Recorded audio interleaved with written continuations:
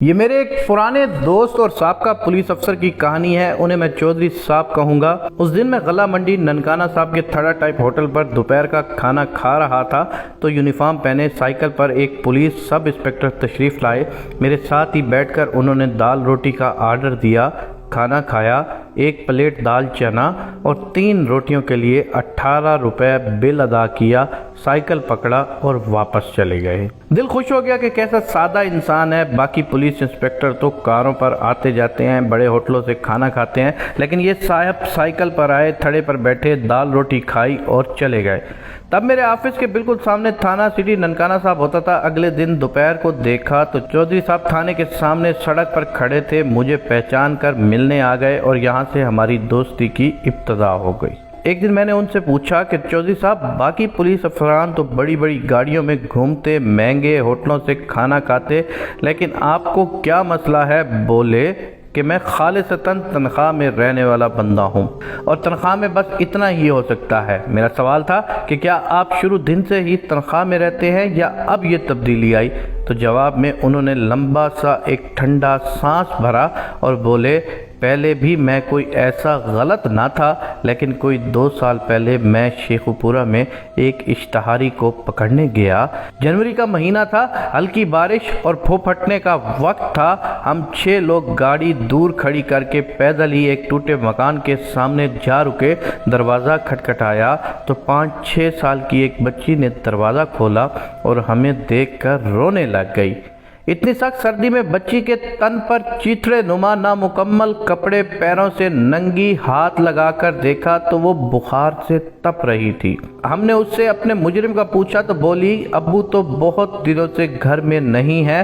ہم اسلحہ وغیرہ کی موجودگی کے شک پر اندر داخل ہوئے اور تلاشی شروع کر دی۔ ایک ہی کمرہ تھا، بلب آن کرنے کا بولا تو پتہ چلا 6 ماہ سے بجلی کٹی ہوئی ہے۔ ٹارچ جلا کر دیکھا تو کمرے میں ایک طرف بغیر کمبل ننگی چارپائی پر 70-75 سال کی نان سٹاپ کھانستی ایک بڑھیا، ساتھ دوسری چارپائی پر 25-26 سال کی ایک لڑکی اور 2-3 سال کے 2 بچے۔ سردی سے بچانے کی خاطر لڑکی نے اپنا دوپٹہ بچوں پر کرایا ہوا۔ پوچھا تو پتہ چلا کہ لڑکی اور بزرگ خاتون آپس میں ساس بہو ہیں۔ تب تک میرے اہلکار اس کمرے، چھت، صحن اور واش روم کی مکمل تلاشی لے چکے تھے۔ مجھے کوئی شک ہوا تو میں نے ایک اور پہلو سے خود تلاشی لینا شروع کر دی۔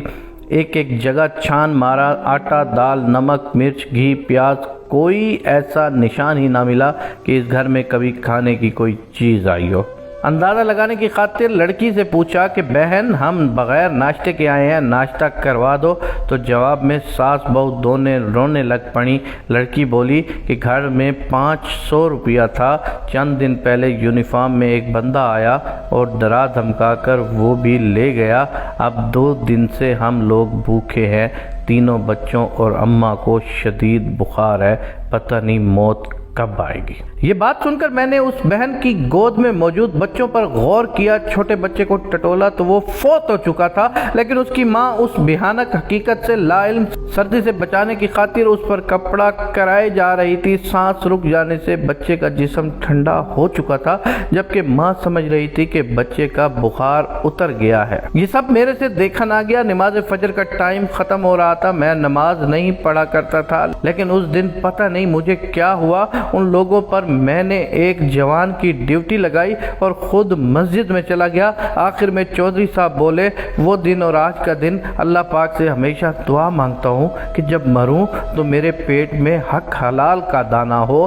آج یہ بات کرنے کا مقصد صرف اتنا ہے کہ ہمارے پولیس ڈپارٹمنٹ سے لے کر آپ کسی بھی اور ڈپارٹمنٹ کی بھی بات سن لیں۔